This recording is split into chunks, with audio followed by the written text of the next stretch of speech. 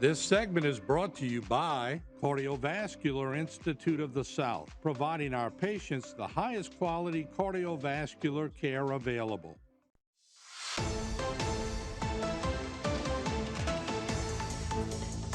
Hey everybody, welcome back into Bite Time. Harry McCullough here. In 2016, they filmed Naked and Afraid in Morgan City.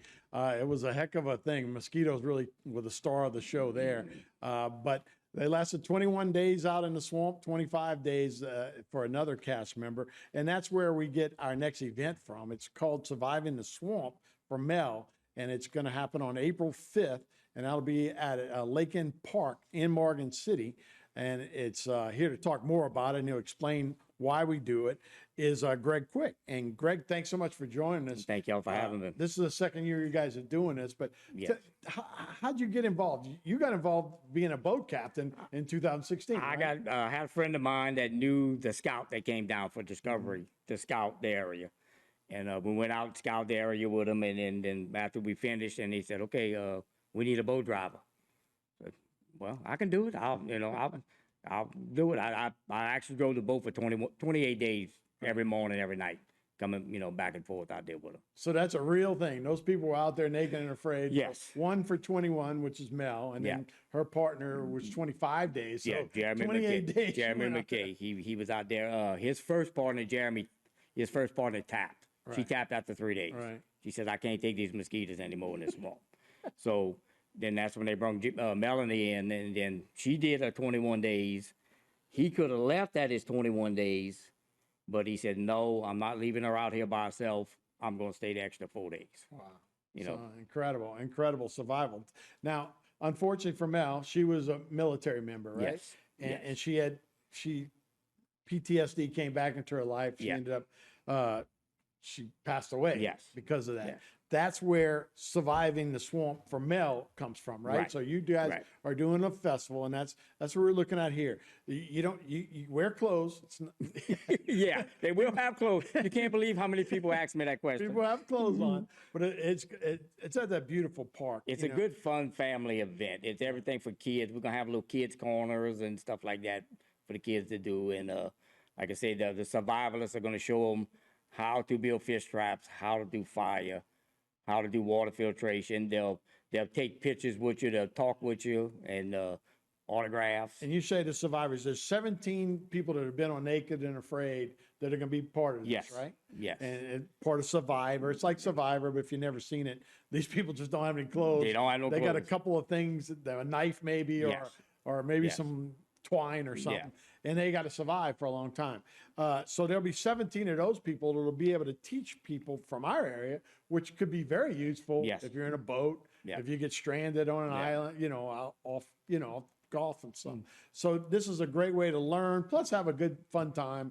Talk to these people about their experiences, whether it had been Costa Rica or Florida or whatever. They were naked. They'll answer certain questions they can. There's certain questions they can't go into, But it's really fun. I mean, we had a good turnout last year, so me and my wife was just going to do it 1 year, and then after the event was over, I had the cast members come to us. Okay, we're doing this again next year, right?